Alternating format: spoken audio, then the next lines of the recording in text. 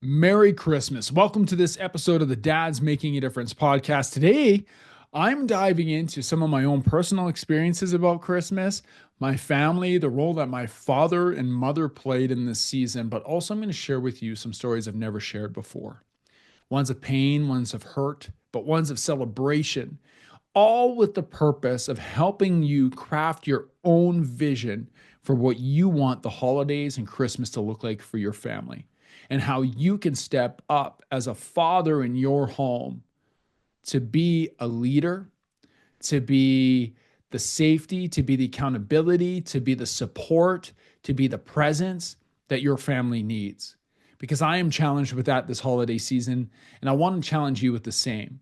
But not just a challenge, I'm going to give you the guide. I'm going to share with you what's guiding me right now in this season through purpose, faith, and understanding.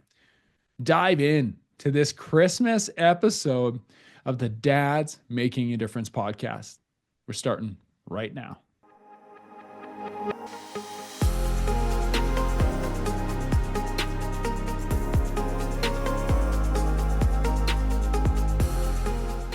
Hello, my friend. Merry Christmas. Welcome to another episode of the DMD podcast. I have to be straight up honest with you. I was not going to release an episode this week. I was going to take this week off. I was going to let Joanna and the amazing team who does the editing take this week off and just let you enjoy Christmas. And then I thought, if you're going to show up here to listen to an episode this week and I'm not here for you, then I've let you down. And I've let myself down because I'm on a mission right now to connect with men like you. So I appreciate you for being here. And if you are listening to this Christmas episode, I hope you're with family and friends on Christmas Day. But if you're listening to this on Christmas Day, I appreciate you. If you're listening to this anytime Christmas week or the following week on your holiday, thank you. I'm glad that you're here. Like I said, I wasn't going to do this episode this week. Truthfully, I was lying on the couch about 10 minutes ago, reflecting on my year, making some notes in a notebook, journaling, just thinking about Christmas and what it means to me. And I felt called to jump on here, no script, no notes, no preparation, and share with you a story about what Christmas meant to me as a young man, what it means to me now as a father, and how I believe it's going to impact you and I as we show up as dads. And I want to share that with you. You know, growing up, I think back to being a boy, and Christmas was always a fantastic time in our home.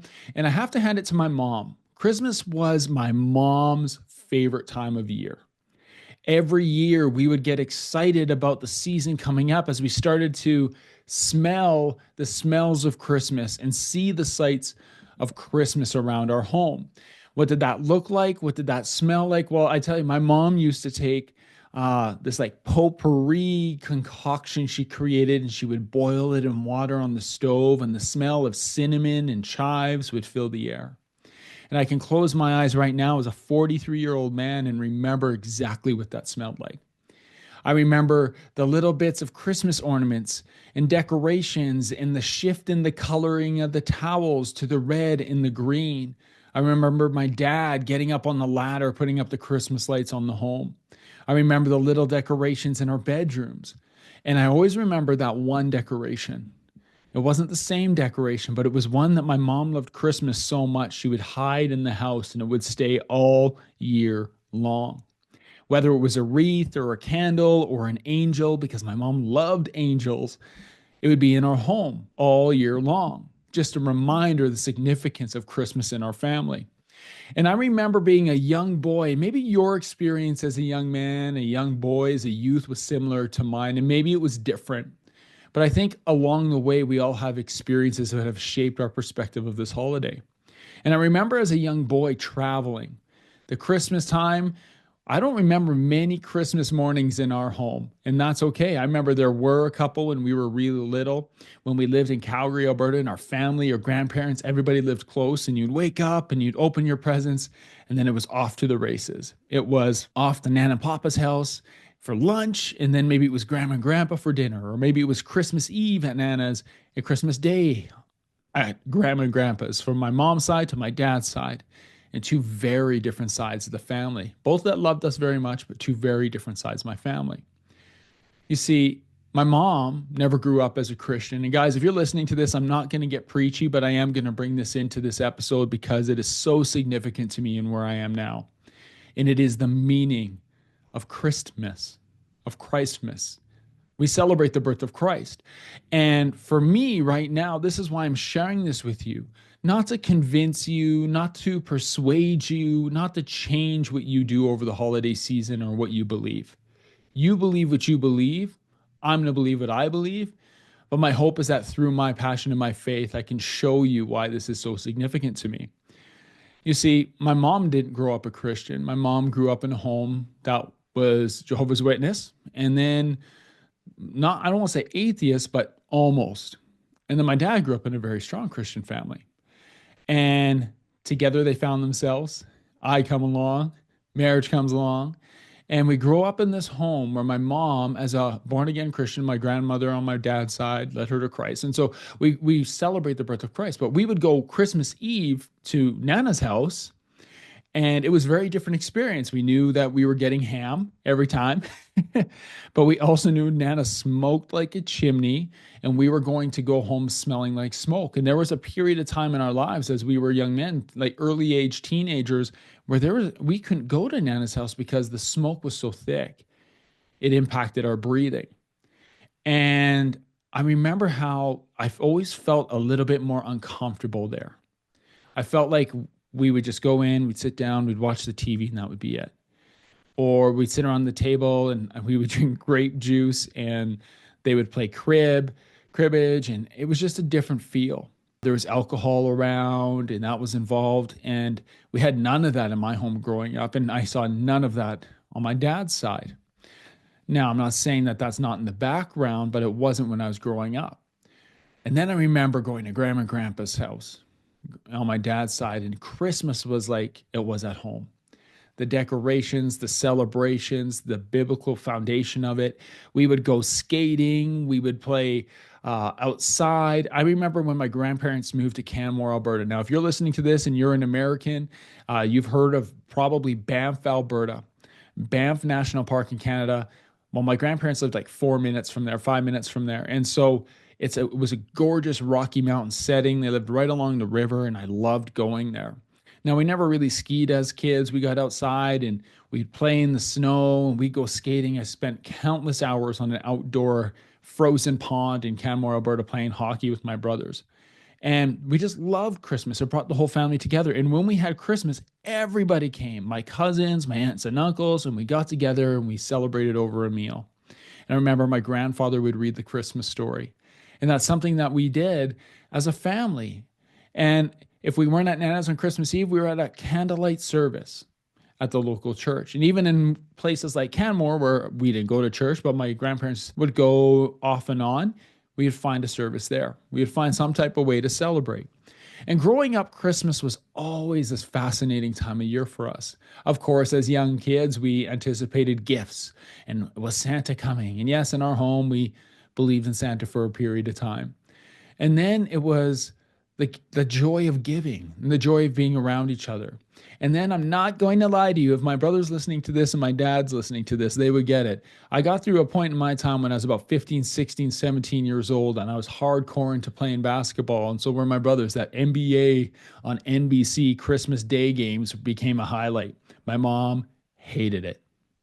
She hated the fact that we would get up Christmas morning, have the Christmas morning wife saver casserole, we do the gifts, we do everything, and the boys would disappear to watch TV and watch NBA. But that's what I remember. And I loved it. And we had so much time together. And it was a time for us to relax. Now, I look back and I say, what were we doing in our family that I do now with mine? What are the practices that I've taken in my past that now are becoming practices now? Traditions, little celebrations, things that we do and things that we don't. And I want you to think about the same. What are you bringing with you into this season that is kind of your baggage and your luggage from when you were growing up? You know, I had a guest on here, Seth Studley. He talked about your family of origin. And The family of origin being what you had before when you were growing up, the practices that your family did, and how it impacts the way that you are now. And not that it's positive or negative, but that it just shapes you. And it can be positive, and if it shapes you in a positive way, if it can be negative if you had traumatic experiences. And I can remember a few traumatic experiences actually around Christmas season. Actually, you know what? I am going to share this with you. I remember being a young boy, and I want to say it was at Christmas, but I can't really remember. I remember I was quite young. I had to be probably 7 or 8 years old, maybe a little bit older. And I remember being at my mom's house. And so we had Nana, who was my mom's mom, and Papa Rowley, who wasn't my mom's dad. And he and my Nana had gotten married, actually, I think right as I was like being born. So we didn't call him Grandpa. We kind of called him Papa. We called him Rowley most of the time. But he was an alcoholic. And I remember hearing about that as a young kid. I remember smelling it. I remember seeing it. I remember one point in time being at Nana's house. We were celebrating something. We were there together as a family dinner. You know what? I remember it around Christmas, but it could have been just a time we spent together. And I remember Rolly was on the couch. And I remember Rolly didn't get up. And when people were playing, the kids were playing, and people were moving, he was unconscious and he was laying there. And he had drunken himself to be unconscious. And the ambulance had to come and they had to check on him. And I remember that right now. As a 43-year-old man, probably like 35 years later, I still remember that. And I remember how that impacted my relationship with alcohol growing up and how I would not touch it. I was terrified of it until I was in my 20s. And I don't know why I'm sharing that with you. I think I'm sharing that with you because over the last couple of days, I've really been like reflecting on things I've chosen to do and not do in my family. Some of you know 14 months ago, I gave up alcohol, and not forever, I don't think. But I just decided to stop drinking. And it wasn't as a judgment on people who do. It was just I didn't feel great. And I was navigating some things with my own personal mental health. And I needed to step away from it. And 14 months later, I haven't touched it and I feel fantastic. Now, there are times where my wife and I are like, a bottle of wine would be great right now. And maybe we will over this holiday season. But even that, I think about that in my family. These little traditions and things we have around the table and things we don't have around the table. What does that say for the message I'm sending my kids about what's important? I want to share with you some perspective. So growing up, we didn't have a ton. We didn't have a lot. My dad worked super hard. I've shared that lots. My mom was a waitress in a coffee shop. We lived in a small town. We moved out of the city that we lived in into a small town that was more affordable, where my parents could rent more affordably, where my dad drove in and out of the city, hour and a half for work every day. Didn't see him much because he's working so hard. And, through all the hardship, and I know there was hardship, we always felt loved. There was times where we didn't have things or we didn't get things, but we always felt loved. But there were some gifts. I remember it had to be probably I was in grade 4. And so how old are you in grade 4? I don't even know, like what, 8, 10 years old? Everybody was getting Nintendo and we wanted a Nintendo so bad. My neighbors had a Nintendo. We'd go over there and we played a game. I think it was like Duck Hunt or something like that. And it was like the shooting game. You shot birds that flew across the screen and there was Mario and all these things. And we wanted Nintendo so bad. Well, we didn't get Nintendo. We got Sega. And it's like it was like the step down, probably a little bit cheaper, but we loved that video game console. Now we didn't get to play it very much. My mom had really strict rules on it, but I remember that Christmas of being so excited to come down into the basement and find my uncle Kurt, who was living with us at the time. My brothers and I shared a room. My uncle lived with us. My parents lived upstairs, and so came down and we played that Sega. And it was so much fun. We had so much joy in that. It's probably one of the Christmas gifts I remember getting. I remember getting a new hockey stick, being in Canmore, and some new skates. I remember first pair of hockey gloves, hockey gloves that were just like Mario Lemieux's. I remember that. But I have these memories of being a kid. And I'm sharing them with you because today is Christmas Day. The day that this comes out, it's going to be Christmas Day. I'm not recording at Christmas Day. Today's the 22nd of December. Normally, I record episodes for my team a week or two in advance, sometimes more in advance. And Johanna, you're going to be listening to this right now as you're editing the team, and I appreciate you. I'm so thankful for you and for pulling this off in such short notice. But I wanted to get this out there because I'm now a 43-year-old man with 2 kids of my own and a beautiful wife. And I look around our home to the Christmas decorations, many of which came from my parents' house. My mom passed away October of 2015. And my dad lived in that home for a little bit. It was hard for him. And now he lives in a beautiful place called Fernie, British Columbia with his partner, Lisa. She's amazing. She's so great to our kids. So happy for him and her. But a lot of the decorations in our home came from my mom. The decorations on the tree. Actually, the tree itself is the tree my parents had. I think they call it it's a Costco tree from 2012, I think. So there's a lot of memories as I'm sitting in our home looking around, a lot of positive memories, a lot of happy memories. And I think I'm trying to push down the memories in my life of the things that weren't as positive. And I always think back to why Christmas was so important in our home. And of course, we were celebrating the birth of Christ. But were we, or we were just celebrating the time to be together? And as I grew up, you guys know if you've listened to this, I grew up in a Christian home, but I stepped away from the church and my faith when I was 20 years old. My mom was diagnosed with cancer, multiple myeloma in 2002. And I was 21 years old and I stepped away. So I didn't step foot in the church again until 2018, maybe it was 2019. I was already a dad and a husband, and I thought I was okay. Like I thought over that, whatever it was, 16 years, I thought I was okay. I thought I was happy. I had good things happen in my life, I had bad things happen in my life, had lots of change of direction. But I also suffered a lot. I suffered a lot of physical anxiety. I suffered a lot of mental strain. I went through some very low mental health points, some scary spots in my journey, some scary spots in my health. I'm so thankful for my wife who brought me through. But we all have our own stories and what shaped us to who we are today. And I can get into that story another time, but I want to think about Christmas again as the significant part in our life that now we have as an anchor in our home, and what it means to be a father at Christmas. Because as I grew up, I remember Christmas being my mom's thing, being my grandma's thing. I don't know if it was my dad's thing. I don't know if he really loved it. He would get the decorations out. My dad loved Christmas lights and outdoor decorations. I tell you, like my dad's place and my mom's place, like outside was amazing. It was like the house that people would slow down as they drove by and took pictures of because it was picturesque, not like Griswold crazy Christmas lights, but like just beautifully done. Wow. Factor Christmas lights.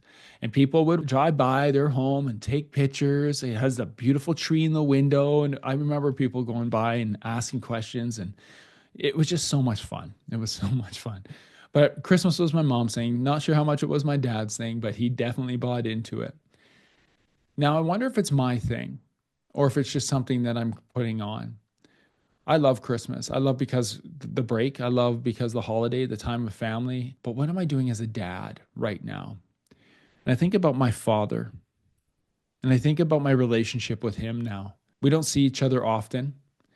We talk all the time. I love my dad. My dad will call me every time he gets into his vehicle, every time he gets into his truck, whether he's going 3 minutes to the store or 3 hours to another city. He gives me a call to check in and see how things are going. So I love that.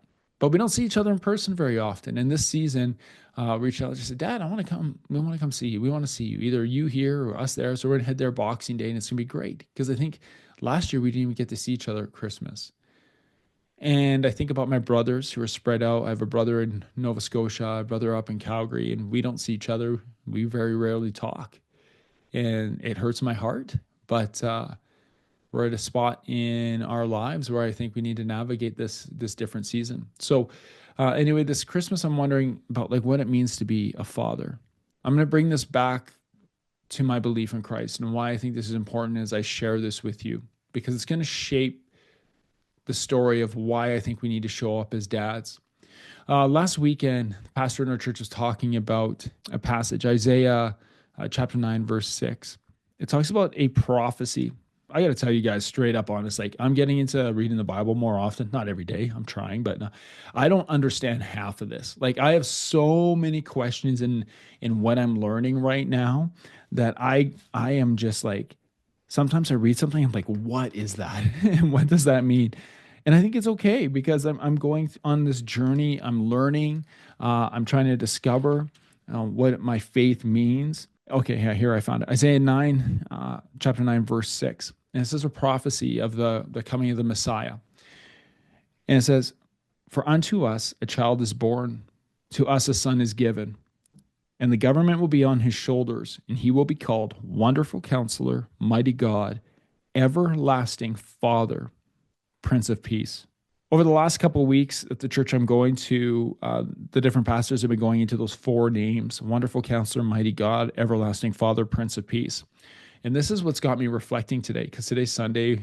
This morning, they just finished off the fourth in that series, fourth sermon in that series. But last week, one of the pastors, Pastor Brian, talked about Father.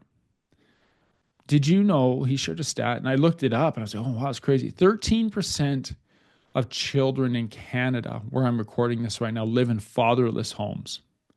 I don't know the exact stat for the United States. Obviously, there are very similar type demographics, even though the United States is much larger. So I'm sure there's millions of children, tens of millions of children in the United States who live in fatherless homes. There is a father hunger in our world today. And as I sit on my couch 30 minutes ago reflecting on the importance of Christmas and what it means in my life and what it has meant to my family, I watched my son, who's not feeling awesome today. I watched my daughter, and I watched as we interact with each other and how excited they are as they're wrapping gifts for each other and these little things. And I'm just so grateful that I can be here for them through everything that I've done in my life, the decisions that I've made, the good, the bad, the mistakes that I've made. And man, I've made some mistakes. That I'm here for them this week at this time, because there is a father hunger in our world today. And that father hunger, it's physical, the physical presence. It's emotional, the emotional connection, but it's also spiritual. We long for a spiritual connection with our Father. And you can be like, yeah, I'm not really a spiritual person. I just believe like that spirituality piece is that soul inside of you calling out for more. And whether you're a Christian or not, you know what I'm talking about. You feel it. You're longing for something more. And it might be that physical connection. It might be that emotional connection, but it can also be that spiritual connection. And that's where it shifted in the sermon, where Pastor Brian talked about his father and the impact he had in his life. And I started thinking about my dad. I thought about my dad and where he's been, what he's been through, how he raised us, the work that he put in over the years, the amazing Christmases we had together at his parents' place, how he would bring us together in his family, in his parents' family, to build connection and belonging and faith. And I thank him for that. And I don't know if he did that for that reason, but he did that and it had that impact. Because I think if it wasn't for Christmas days at grandma and grandpa's house, my dad's parents, I wouldn't be where I am right now. I wouldn't have the faith that I have. I wouldn't have come back to it. I wouldn't have the resilience that I've had. I also wouldn't have had the questions that I've had. And I think we're blessed sometimes with questions. I told you I'm reading through the Bible slowly, but I'm making it through. I have lots of questions, but I think those are a blessing because they help me learn and they help me grow and they help me understand. And I just think my dad taking us to his parents over Christmas holidays was a fantastic time just to influence us in a positive environment. But I also want to talk about that, what Pastor Brian said about having a relationship for our Heavenly Father, because at this time of year, it's so significant because people are like, they don't call it Christmas anymore. Now in schools, I work in a public school, it's winter break, it's holiday break. No, it's Christmas. And we would not have it if it wasn't for the birth of Christ. And we would not have it, honestly, if it wasn't for Easter. Because without Easter, which we're going to celebrate in a couple months, there would be no Christmas. Because it would have been a baby was born, a young man lived, a young man died, and it would have been a story. and we wouldn't have Christmas. But that young man rose again on the third day, and his name was Jesus Christ. And he is the reason that we celebrate Christmas, because it's his birth. But there's some traits that Pastor Brian talked about in our fathers. And I want you to think about whether you're a Christian or not. And I know this sounds preachy, guys, but there are 4 traits that Jesus Christ the Father, God the Father, has that we want to exemplify in our own life. So I'm bringing this all together. I know I've been rambling, but I'm bringing this all together because as a dad in 2025, as a dad over the next few weeks, and as a dad over the next few days in this Christmas season, I want to think about the father-like traits of Jesus, about the Creator, how he created us. Many of us, we created our children. We had a part in that. But then I know so many amazing fathers who are fathers to children who are not their biological children. And they are just as good of fathers, just as strong as fathers, just as present and impactful fathers as I am with my kids. So I think about that as we're creators of the family, but Jesus is the creator. But also that these 3 traits, he cares for us no matter what. He is always with us no matter what. And he helps us no matter what. And I thought about those last 3 because as much as I want to call myself a creator, I'm not the creator. I had a part in their conception and the raising of them, but I'm not a creator. But I think about caring for my kids no matter what. And I think about being present for them. And how do I show care? I don't show care to them by giving them gifts. That's exciting and it's fun. And it might feel like I'm showing care to them in that moment, but that's not the reason that we do it. I care for them. And how am I going to show up as a dad over the next 12 months, 12 days, 12 hours to care for my kids? The other trait, he's always with us. Our Father is always with us. My dad, he lives 3 hours away. We don't see each other often. We do talk daily, but he's with me in the way that he raised me, in the character traits that I have, in the traditions that we have in our family, the way that I speak. Some people would definitely say the way that I look. I look like my dad. But I want to show up for my kids and always be there with them. I don't always have to be there physically, but are the lessons that I'm teaching, the words that I'm sharing, the belief that I'm sharing, shaping them in a way that I will always be with them. I don't dare to call this legacy. I think legacy is a word that's getting thrown out a lot right now in the masculine dad circle. Sure, you can create a legacy, but I want to always be with my kids because I want to impact them positively in a way that's going to shape them to be incredible human beings. And then I want to help them. So I'm going to care for them. I'm going to be with them, and I'm going to help them. Our kids need help. Our families need help. We need to step up as dads and help our kids through the hard stuff. And you know what I've realized over the last year as I've been reflecting is sometimes helping our kids means taking a step back, not a step two. Letting our kids struggle through the hard stuff, struggle through something that's uncomfortable so that they can see that they themselves are resilient, that they themselves can push through. They know we're there. They know we care for them. They know that we are always with them, but they don't always need us to do things for them. And I think when we give our kids some space and we give them chances to fail, we are helping them more than if we just did it for them. So as I'm thinking about Christmas this year, and I'm thinking about what today means, what significance this has in the Christian faith, what this has in mine, what this has in my home with my family, and what it means to you. What does this holiday season mean to you? And I have this one question, and this question is what came up at the end of the sermon. I wrote it down here, and it's a question I'm going to ask myself throughout this holiday season and over the next year.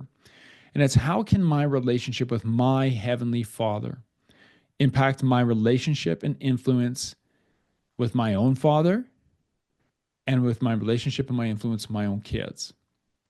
Because if I'm using that as a model, then I'm going to show up better.